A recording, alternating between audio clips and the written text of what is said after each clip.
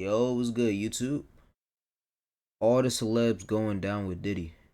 Diddy is finally going down for all of the terrible things he's done over the last few decades. But what other major stars are going down with him? The feds have made it clear in their indictment that not only did he allegedly commit evil villain level offenses, but Diddy wasn't acting alone. And when asked whether any other arrests would be made in this case, this is what the prosecuting attorney, Damian Williams, had to say. So the investigation is ongoing. That means both as to him and to anyone else who we believe committed the crime with him. It's important to note that the Southern District of New York is very selective with their cases. So if they're throwing the book at Diddy, it means they have the dump truck full of receipts to back it up. So who are all the celebrities being named? Which ones should we actually be suspicious of? And what the hell happened at these infamous freak-off parties everyone's talking about? Because not only is it worse than you think, but we've been missing the clues dropped by Diddy and his friends for years. Today, we are going to dive into the allegations and sift through Diddy's celebrity relationships to determine who is actually at risk of indictment themselves. Because what makes everything even more hazy is that Diddy was famous for throwing white parties, which were on the whole just regular parties. Like LA locals could often buy tickets to get in. But it's the after hours freak-off parties where things got jaw-droppingly nefarious. If you saw our first video about all the mysterious murders surrounding Diddy, you already know that we went far down this rabbit hole, but we kept uncovering crazier and crazier threads, so we returned with our shovels to go even deeper. I'm talking forgotten interviews, deleted tweets, conspiracy theories that are now being proven right, and the court documents from not only Diddy's indictment, but past lawsuits that I haven't seen anyone talking about anywhere. Fair warning, this is a deeply disturbing, twisted web of abuse, blackmail, and cover-ups. But after decades of hiding in the shadows, it's time for this truth to come to light. But for all of this to make sense as we sort out what major celebrities are also complicit in these horrendous deeds, the first thing you really need to understand is that Diddy is dangerous. Before all of Diddy's crimes came to light, the version of Diddy that was broadcast in the media over the last decade was a much softer, more dad/uncle-like persona. He's portrayed as the guy who took kids like Usher and Justin Bieber under his wing while they were nobodies and turned them into international superstars, a parent who talks about family trips and spending time with his kids, and a relatable dad whose biggest concern is his daughter's dating. I don't know what you're talking about. My daughter's only 15. They're not dating? No, they're not. Not that they better not be dating right now. But it's important to remember that image of Diddy was carefully crafted by PR professionals and years of distancing himself from his violent past. In reality, Diddy was at the center of one of the biggest and deadliest rap feuds in history. Puff came back downstairs, he was heated. He said, something gotta change. I don't give a if Pac gotta die, Big gotta die, or Suge Knight go to jail. And not only is his now incarcerated nemesis, Suge Knight, coming forward with new information, Diddy has been surrounded by a string of very suspicious deaths that we fully dove into in our first Diddy video. Like how everyone who even starts to write a book about him seems to wind up dead or at the very least in a coma. You want to know what they all had in common though? The survivors and the late of Uptown Records, they were all writing tell-all books. Andre was writing a book right before he died. Heavy D was working on a book before he died. And Al B. Sure was working on the documentary of his life. And then he goes into a coma. Including his ex-wife and mother of his children, Kim Porter, who was about to write a tell-all book about her life and had allegedly just met with Diddy's former mentor, Andre Harrell, about an explicit tape involving Andre and Diddy. Kim suspiciously suspiciously died alone in her home at the age of 47 from pneumonia. But as we fully dove into in our other video, pneumonia, pulmonary embolism, heart failure, they can all be side effects of poison, which Diddy's former assistant, Jaguar Wright, claims they found in Kim's toxicology report. The first coroner's report that said that she died, it was ruled a homicide, and they found toxins in her body to prove that she had been poisoned. You know, they have poisons that create heart attack and pneumonia-like symptoms. Side note, Jaguar is going to be popping up quite a bit because she was the first real Diddy whistleblower. And though some of her claims seem very out there, the police investigations have actually been proving her right.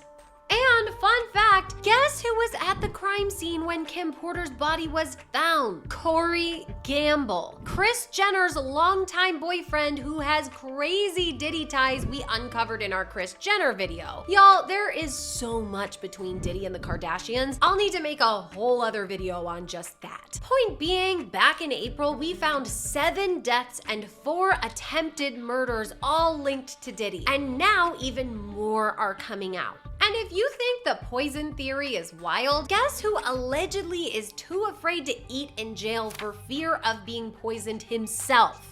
Diddy. So as we get further into the new evidence and all of these victims and possible accomplices and bystanders who said nothing, we do need to keep in mind why everyone was so afraid of him. It wasn't just their reputations and careers at stake, it was their lives. And the other thing we need to keep in mind is that there were 2 sides to every party. We've all been hearing about these freak-off parties, something I've never thought I'd hear a government official say. Which he called freak-offs. But before we get into exactly what those freak-off parties entailed, we need to establish that not every Diddy party was one, or at least not for most partygoers. Diddy's parties were infamous. Ain't no party like a Diddy party. Like, just look at how many celebrities were at Diddy's 50th birthday in 2019. It looks like a trailer for the most expensive A-list packed movie of the year.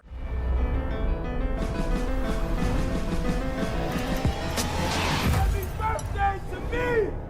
Even though Diddy threw hundreds of parties over the decades and took a lot of pride in doing so, Diddy's annual white parties were especially well known, starting back in 1998 with only 200 guests at his Hamptons home. Diddy described it as the craziest mix. Some of my boys from Harlem, Leonardo DiCaprio after he just finished Titanic, I had socialites there and relatives from down south. Sounds pretty innocent. But by the time he threw his last white party, specifically in 2009, co-hosted by his unexpected bestie Ashton Kutcher, we'll get back to their weird relationship later. When you said white party, people in Hollywood immediately thought Diddy. This is the legendary white party. It's the real white party. But as you can tell by this Diddy speech the Daily Mail dug up, there were points in his parties that were even kid-friendly, at least until a certain hour. So all the kids have like an hour left. So get extra comfortable, kids, because after that, y'all gotta go. It's a wrap for y'all, because this thing turns into something that when y'all get older, y'all don't want to come to. So it was after the kids left, right? Well, even then, a lot of people allegedly didn't know that the freak-offs were going on. For one, Diddy threw a lot of parties, so according to actor and comedian Brandon T. Jackson, Diddy wasn't even there the whole time. So he could safely make an appearance at these A-list studded parties by following Denzel Washington's advice. Denzel always told me, we'd be at the parties, he said, you leave 30 minutes for the devil get there. Okay? Always remember that Denzel would leave the parties early. And I followed Denzel out. Denzel and Brandon weren't the only ones who allegedly left early. Marlon Wayans came under fire when people unearthed his 2009 tweet saying, quote, been doing Diddy's parties for 15 years and I must say you never let me down, Puff, unquote. But he's since claimed that he didn't even know the freak-offs were happening. I've been to plenty Diddy parties. I left early. I swear to you, I've never seen The stuff that they claim to be going on. I never seen it. I never, those aren't the type of parties that I I go to. I don't frequent those type of parties, and even if I go, like I said, I've never seen any of this. I'm like, when I hear about it, when did that happen? Yes. At what time did this go down? Because I was there till 3:30. You mean 3:32? So they waited for me to leave? Like, all right, good. That Wayans nigga's gone. He talked too much. Granted, I don't consider leaving at 3:30 early. That's way past my bedtime. But it does make sense that if Diddy felt like someone like Marlon was going to be a problem, like Diddy couldn't manipulate him or he knew he'd expose their freak-offs, it makes sense that they'd wait until he left. Because what we do know from people coming forward is Diddy was selective with who he pulled into his dark and twisted inner circle. One alleged partygoer, Tony Wilrich, who's known as the Gay Crip, explained he was specifically recruited to join the freak-offs even though he didn't know what it entailed at the time. PD don't reach out to you himself. He have his people reach out to you so it can be confidential. You know what I'm saying? So not everyone that attended a Diddy party is automatically complicit in these freak-offs, which might be named after Atlanta's Freaknik Festival. Well, the truth has been coming out in both the indictment and in the many witness testimonies. Back in March of 2024, when Diddy's house was raided, stories started coming out about ultra kinky after parties where people engaged in very adult activities. Granted, if everyone's consenting adults, then there's not much you can say, but what we're learning now is that consent was far out the window. I mean, listen to Diddy himself giving Conan party advice. This is what you need to do. Women, beautiful women, of course. Beautiful women.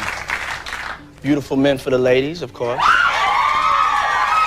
We need alcohols. Right. Alcohols. Right. Not just one alcohol. Alcohols. Right. Just different blend. You need the ladies, you need the booze. You need some water. No, I don't know if guys have noticed this. Like, a lot of ladies drink water at parties. They just, you know, so you have, if you don't have what they need, they're gonna leave. Right. Gotta keep them there. Right. You need locks on the doors. Bro, is that me or the video, bro? Okay, this is sounding kind. Bro, that might be alright, nah. If I still hear, bro, when the girl talking, bro, then it might just be this, bro. I don't know. Cause like that shit is like bothering me. That fucking crackling shit. Kind of dangerous now. It's a little kinky, but yeah. Rock with me, but just check it out. You need a lot of heat.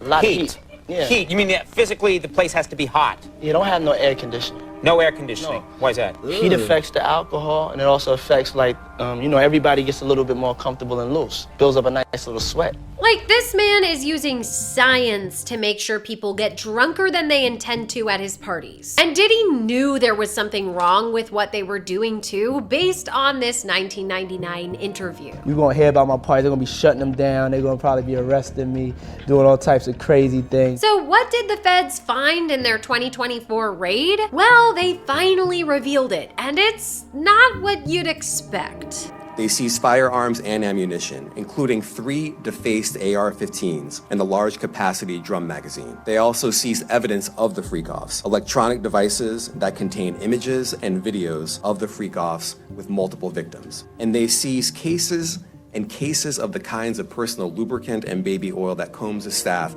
allegedly used to stock hotel rooms for the freak-offs.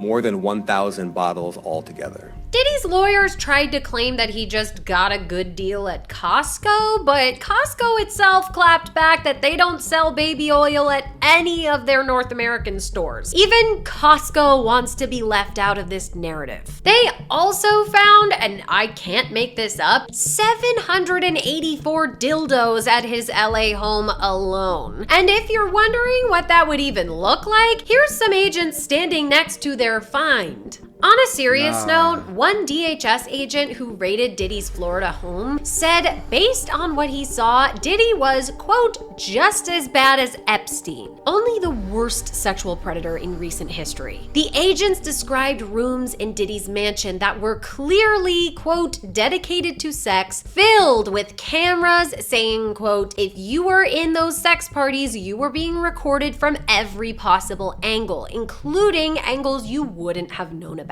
unquote. And that's even scarier when you hear stories about Diddy spiking people's drinks, like one victim who's come forward with a lawsuit, Adria Cherie English. She alleges that, quote, specific bottles of liquor were spiked with illicit narcotics and female workers at the party were encouraged to drink from those bottles, unquote. But it went beyond the female workers. A drug dealer who used to cater these parties claimed he always stayed away from the champagne flutes. And then, of course, there's this separate story from Nikki Heaton we can get into further in another video, where she claims that at only 19 years old, Diddy gave her and her manager spiked drinks and then tried to assault her with Kanye West.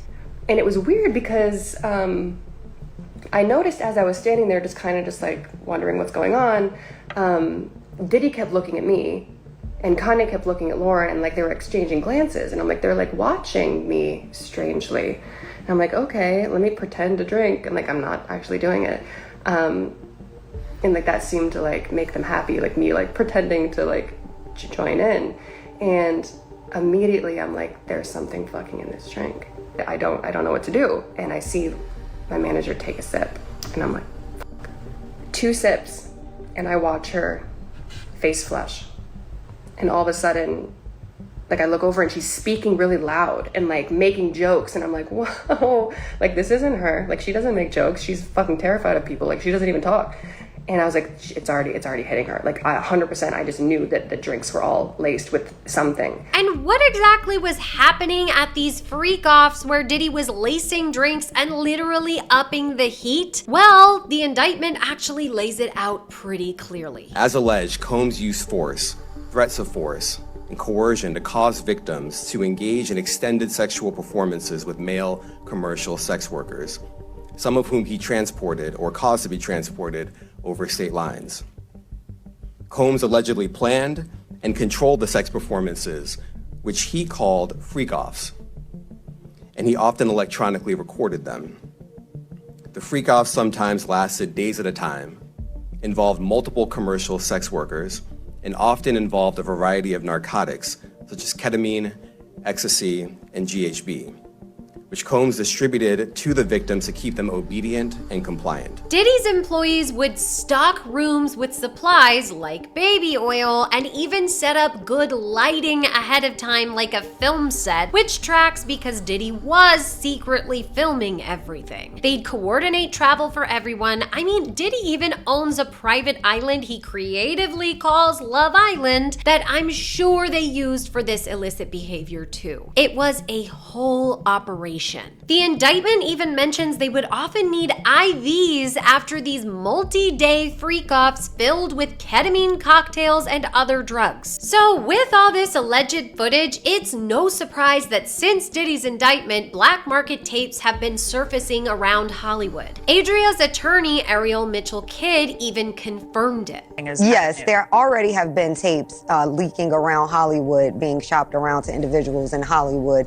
But one particular person contacted me to shop a particular video they were in possession of, and to contact the person who was in the video to see if they were interested in purchasing the video before it became a public knowledge. I've heard this before, so like a catch and kill. Catch and kill, correct. Wow, can you, and I guess you can't reveal the person who is on No, I tape. can't explain who the person was, but Mr. High profile? Mr. Combs was in the tape, and this other person is, I would venture to say, more high profile than Mr. Combs. Really? More high profile than Diddy? That's a relatively short and very star-studded list. I've seen stills of the video. The other person in the video is very visible. It's no question if it's that person in the video, and I can tell the video is pornographic in nature. This was actually in his Atlanta home. The person isn't like looking into the video, so it's, to me, doesn't seem like that person knows they're being videotaped. So now we know what the elusive freak-off parties were, but how did Diddy even recruit people to be in this situation in the first place, if they truly didn't want to be there? Well, he wasn't afraid of using blackmail to pull people into his circle too. The truth about just how often Diddy used blackmail to get his way is starting to pour out. Just in the last week or so, clips have started popping up left and right, some new and some old but overlooked. Like Aubrey O'Day's interview on Call Her Daddy all the way back in 2022. Diddy fired me. Why? Not for the reasons he said on TV. I don't know legally what I can say or can't. It's everything you could imagine why somebody would want to fire somebody. I wasn't willing to do what was expected of me. Not talent-wise, but in other areas. You signed 1 million NDAs and 1 million contracts that took away all your rights, so you really were operating in an environment that you had no control in. Sounds a lot more legit now, doesn't it? But Diddy didn't just go after his artists, as one reporter unfortunately found out. I knew this man for decades. I interviewed him many times. I went to some of his PG-rated parties. Many years ago, someone I loved immensely needed a break, and I called Puff and I said, hey, can you take my family member on as an intern? And he did. For about 3 months, everything went great. The internship was very exciting, and then one day it abruptly ended after Puff said to my family member, either come home with me for the night or the internship is over. Diddy had no limit to how far he would push the envelope, because at the end of the day, if people did try to speak out, they were labeled crazy like Jaguar Wright was for so long. That, or Diddy would leverage whatever tapes or info he had on them to keep them silent. His blackmail and power over people's careers was essential to keeping his whole empire afloat. And don't forget, this is still the man who's suspected to have had all those people killed.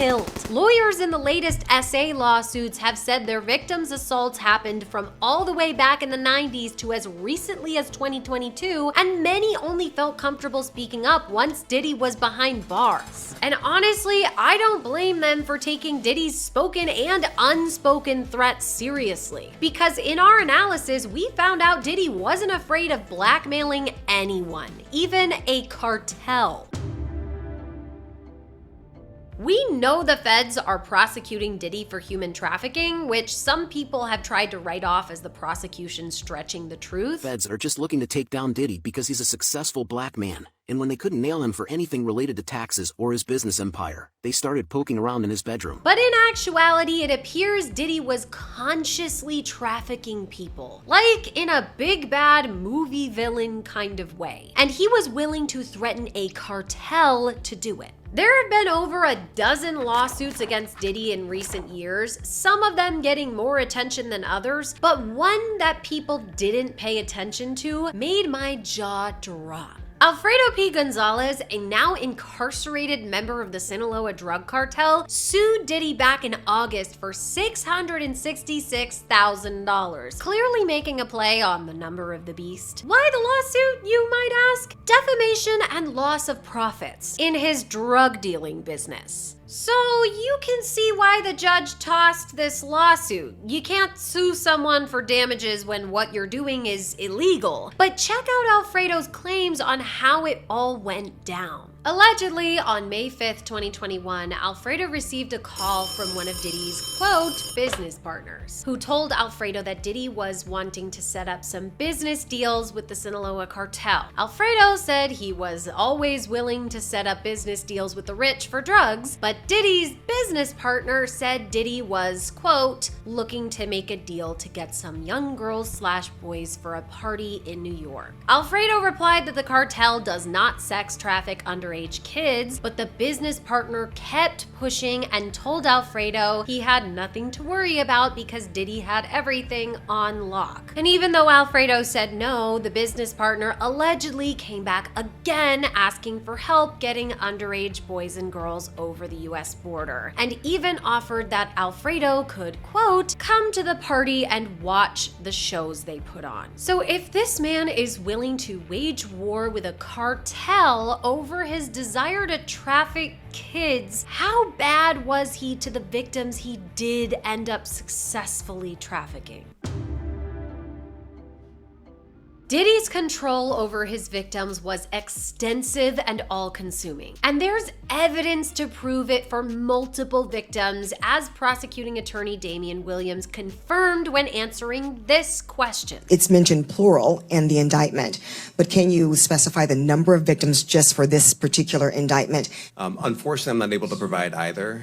The number of victims, you are correct. We are intentional in saying multiple. So we know there are multiple people who suffered this abuse the feds laid out in the indictment. And there's been 11 other lawsuits circulating. But that number is growing even bigger than we could have imagined. When lawyers Tony Busby and Andrew Van Arsdale put out a call for Diddy victims after his arrest, they received over 3,000 responses in only 10 days. Even when they narrowed the pool to only survivors with credible evidence to back up their claim, that still resulted in over 120 lawsuits in Miami, Los Angeles, and New York. And the even more appalling thing is that the survivors' ages at the time of the abuse ranges from 38 all the way down to 9 years old. This individual, who was 9 years old at the time, was taken to an audition in New York City with Bad Boy Records. This individual was sexually abused, allegedly by Sean Combs and several other people at the studio, in the promise to both his parents and to him himself of getting a record deal. And a lot of survivors are attributing their courage to one of the first survivors to speak up, who the indictment is widely thought to be centered around, Cassie.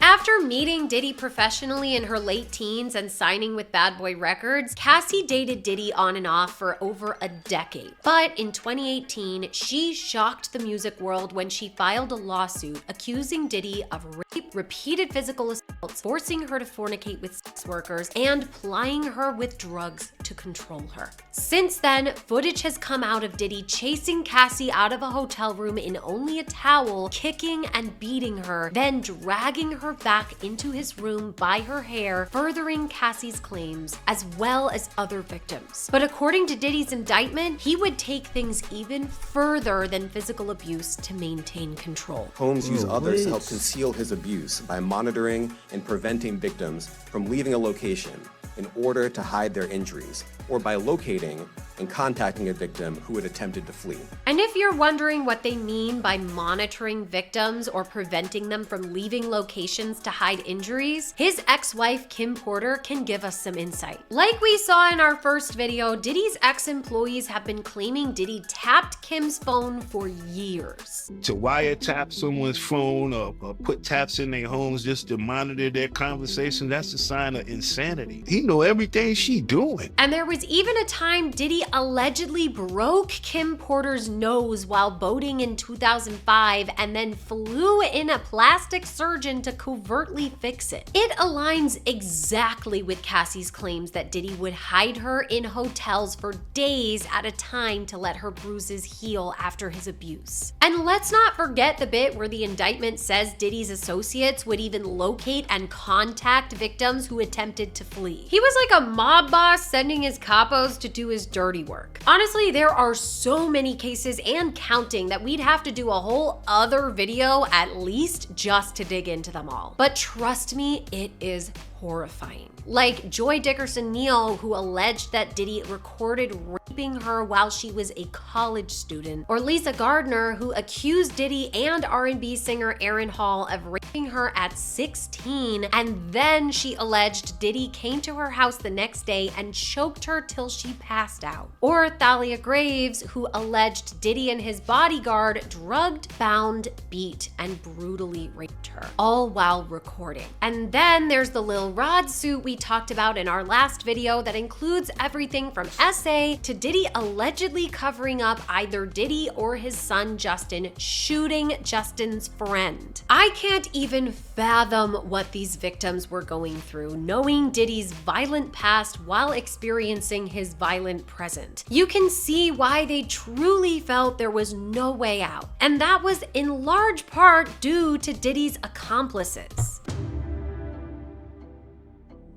So who were these accomplices we keep referencing? And how high up does this thing go? Well, some names have already started to come out and the list doesn't look like it's ending anytime soon. But we've dug into many of the celebrities being tied to Diddy, from Megan Fox to Justin Bieber, to see just how much validity these accusations and conspiracy theories have. Lil Rod started the first big wave of names when he filed his lawsuit in February 2024, before the raid on Diddy's home. But not every name signifies nefarious activity. Like Prince Harry is named simply as an example of the kind of foreign dignitaries Diddy's accomplices could have access to by helping him keep up his ruse of extravagant A-lister parties. But Lil Rod never implies Harry knew about the freak-offs or did anything wrong. Cuba Gooding Jr., on the other hand, allegedly groped Lil Rod with video evidence, and Lil Rod claims Diddy was grooming him for Cuba. Young Miami is mentioned in two capacities. One, she's listed as one of the freak-off participants Diddy had on payroll, alongside Daphne Joy, Stevie J, and Jade. And two, Young Miami's cousin allegedly assaulted Lil Rod in 2022.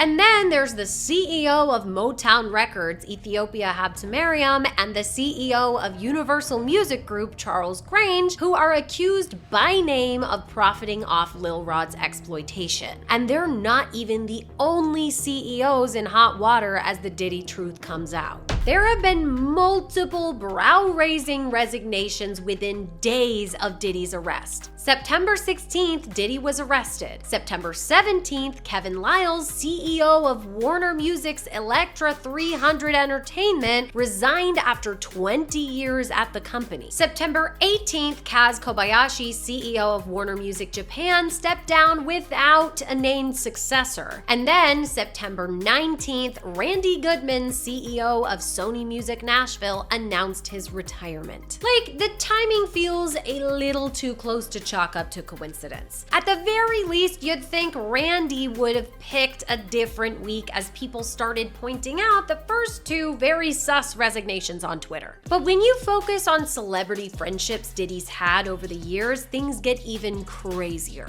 I can't even fully get to all of these, so if I miss any or if you want us to go deeper, please let me know in the comments. There's Steve Harvey, whose friendship with Diddy is a whole rabbit hole, including Diddy dating Steve's daughter Lori, and even meeting up with Steve and his wife in Europe for a double date. There were even claims Steve fled the country, though Scandy fact check, they're false. Of course, there's Usher, who was likely a victim himself, being recruited by Diddy at a young age. And Jaguar, remember Diddy's former assistant, backs that up. People look at Usher, they don't see that. They're not seeing the victim. They're not seeing that boy that got rushed to the hospital. I didn't know Usher was the one that had to be rushed to the hospital until people around Puff at the time told me. And remember how Kim Porter was working on a tell-all book when she died? An alleged email from her stylist to a YouTuber at the time has surfaced. It reads, quote, "I met with blank this past Sunday evening and she showed me the rough drafts Kim sent her. It will blow your mind."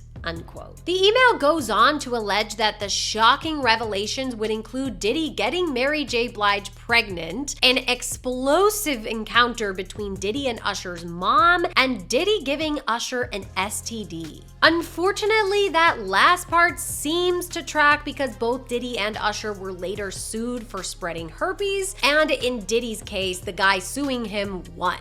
But now with new info coming out, people are starting to wonder if Usher followed the cycle of abuse by perpetuating it himself with Justin Bieber, especially when you hear the second part of Jaguar's statement. Diddy had been trying to get to Bieber for a minute, but it wasn't until Usher took over management and had guardianship and gave temporary guardianship to the diddler for 48 hours. I don't have legal guardianship of him, but for the next 48 hours, he's with me. So, and we gonna go buck full crazy. We're going crazy. Does that sound like a good guy? To take another boy and put him in your place so it ain't gotta be you no more. Honestly, the Justin revelations have been heartbreaking. With all the allegations that he was being exploited by Diddy and other celebrities behind the scenes, it makes clips like this take on a whole new weight. You ain't been calling me and hanging out the way we used to hang out. My voice sounded good on a couple of them. Hearing your voice sounds now. He's giving it everything he's got. But doing 86 shows for any vocalist is a lot to ask. I did a shoot in the Bahamas with Justin Bieber. How old is Justin? 16. Do you have a crush on him? If only he was 18. 18? Wait. I am turning 30 this year. This is like 5 years old. Y'all seen this? Was Justin Bieber and Odell Beckham in the club. In the comments, everybody knows what's up.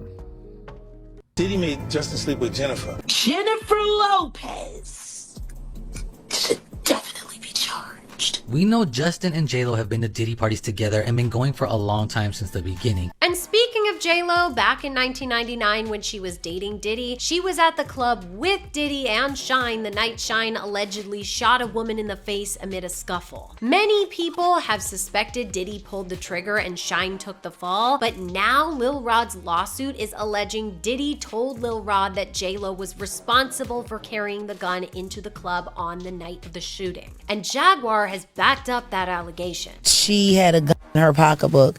She had gunshot residue on her hands the night that Natanya was shot.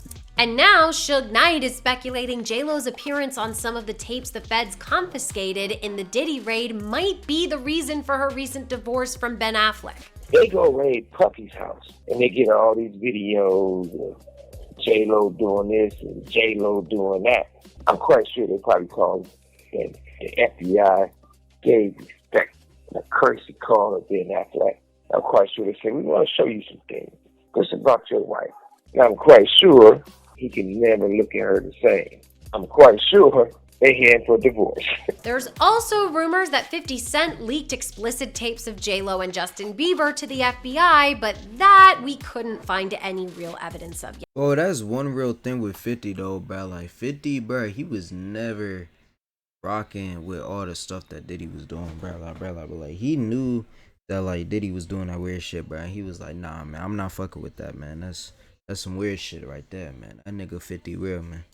Yeah. Either way, could J-Lo and Ben's divorce be a smokescreen to divide their assets and keep Ben out of it? Time will tell, but knowing Diddy's extreme abuse, it does give a different context to the DV scene in This Is Me Now. Other suspected accomplices include Leo DiCaprio, who came to Diddy's first white party back in 1998. However, Leo's team has clarified that Leo hasn't been in contact with Diddy for years, and aside from Diddy's star-studded 50th birthday, Leo only went to a handful of Diddy house parties in the 2000s. Pink is another person who seems to be on the wrong list. Her Twitter account was wiped around the same time as Usher's, but while Usher tried to claim there were hackers, Pink hasn't really used Twitter in a long time, nor does she have any known ties to Diddy. Megan Fox, on the other hand, does have known ties to Diddy, so while her Twitter account has never been very active, people noticed she deleted lots of posts from her Instagram in May 2024. But honestly, if Megan was tied into the freak-off parties, given how over-sexualized she was in Hollywood at such a young age, it's more likely that she was a victim than a perpetrator. Then we have the people who got called out for unfollowing Diddy: Steph Curry, LeBron James, and Meek Mill, to name a few. Steph Curry, I honestly couldn't find much other than a casual, friendly tweet in 2017. LeBron has partied with Diddy over the years, so I'd say he's not off the suspect list yet. And then Meek Mill is a whole thing. Not only has he partied and worked with Diddy over the years, there's some sus clips, like Diddy calling Meek Daddy? Man, you doing it, man. You deserve it, Daddy.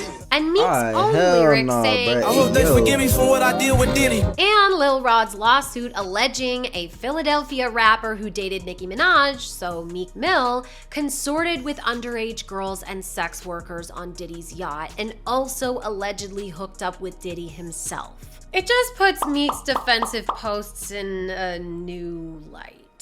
And I promise I am not forgetting Jay-Z and Beyonce's crazy ties to Diddy, or how Diddy and the whole Kardashian clan, including Kanye, Corey Gamble, Travis Scott, and even Tyga, go way back. Family! Wait, what's up? Look, You guys. look.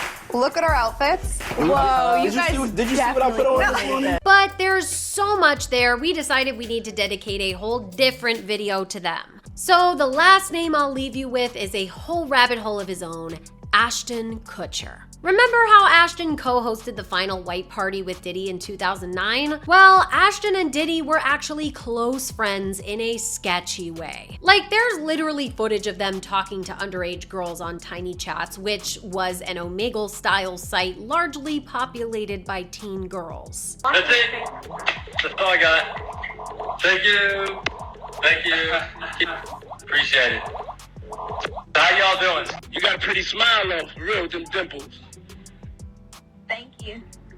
But they weren't just popping on the site. They helped raise $1.5 million for it in 2011. Of course, an Ashton insider, so probably his team, is now claiming Ashton absolutely regrets his friendship with Diddy. He feels lied to, betrayed, taken for granted, and manipulated. But considering he was close friends with both Diddy and convicted rapist Danny Masterson, and has ties to Scientology, and filmed that half-assed Danny Masterson apology video, and objectified underage Haley Duff on Punk, and has a history of using bogus statistics when talking about his charity, which is a whole other thing, the more you dig, I'm not sure how much I buy Ashton's supposed shock and betrayal. Either way, Ashton's team is seemingly on the offensive, with that same insider noting Ashton is terrified because Diddy could say anything, do anything, or turn on anyone to get out of jail time. As you can see, the list just keeps growing. And I really think this is just the beginning as the investigation continues. I mean, one person even called out, sometimes they'll offer immunity to people in RICO too to come testify against the big fish or the boss. And so if they were involved in this when they were young and now they've come out of it and they're a successful entertainer or rapper, singer, I think the feds would be more likely to give them immunity to come testify against him when they were kind of brought in by Puff Daddy and brought up and told this was the only way to get here. Being a witness could get them off the hook with the feds by feeding them information about Diddy. And it lets some of the accomplices center themselves as victims before shit really hits the fan. I know that this was a lot, and unfortunately, we barely scratched the surface. I know we keep covering some really hard topics in these videos, but we do genuinely feel it's important to hold people like this accountable and keep getting this story out there as it unfolds. And as always, let me know if there's anything you want us to dig into further in the comments, because where there's scandal, there's Scandy.